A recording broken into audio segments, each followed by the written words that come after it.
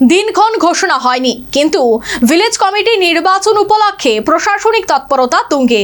পূর্ব নির্ধারিত সূচি অনুযায়ী সোমবার আমবাসা বিটিও অফিসে অনুষ্ঠিত সর্বদলীয় বৈঠক প্রকাশিত হলো।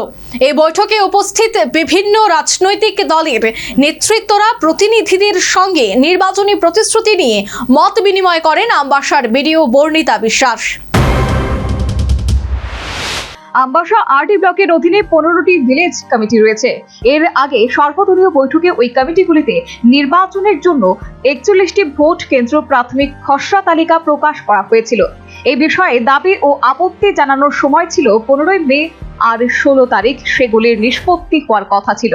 সূচি অনুযায়ী কাজ সম্পন্ন হওয়ার পর সোমবার সর্বদলীয় বৈঠকে ভোট কেন্দ্রগুলির চূড়ান্ত তালিকা প্রকাশ করলেন আমবাসার বিডিও বর্ণিতা বিশ্বাস।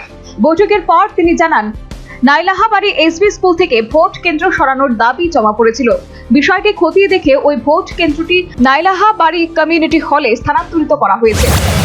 স্টেশনগুলো আমবাসা আরটি ব্লকের আন্ডারে যে পোলিং স্টেশনগুলো আছে বিভিন্ন ভিসিতে, তার আমাদের একটা ড্রাফট লিস্ট যেটা পাবলিকেশন হয়েছিল 11/5/2026-এ।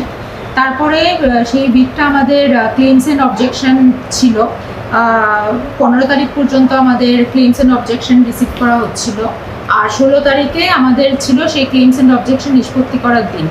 তো ডিউরিং দ্যাট পিরিয়ড আমরা একটা ক্লেমস অ্যান্ড অবজেকশন পাই, সেটা হলো আমাদের যেটা একটা পোলিং স্টেশন নাইলাহাবাড়ি এসবি স্কুলে ছিল, সেটা থেকে চেঞ্জ করে আমরা এখন নাইলাহাবাড়ি কমিউনিটি হলে সেই পোলিং স্টেশনটাকে আমরা শিফট করেছি।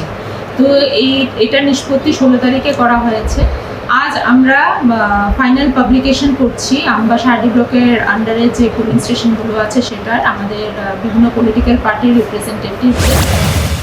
গতকাল নির্বাচনে আমবাসার 15টি ভিলেজ কমিটিতে ভোট কেন্দ্র ছিল 39টি, কিন্তু এবার কুলাই আর এর ব্রুহাপাড়ার বাসিন্দা প্রায় 1100 পরিবারের ভোটারদের জন্য আরো 2টি ভোট কেন্দ্র বাড়ানো হয়েছে। এবার একটি ভোট কেন্দ্রের স্থান পরিবর্তন করা হলো। এখন ভালোভাবে সুষ্ঠু এবং অবাধ ভিলেজ কমিটি নির্বাচন করানোই হচ্ছে প্রশাসনের লক্ষ্য। Bureau report, news vanguard.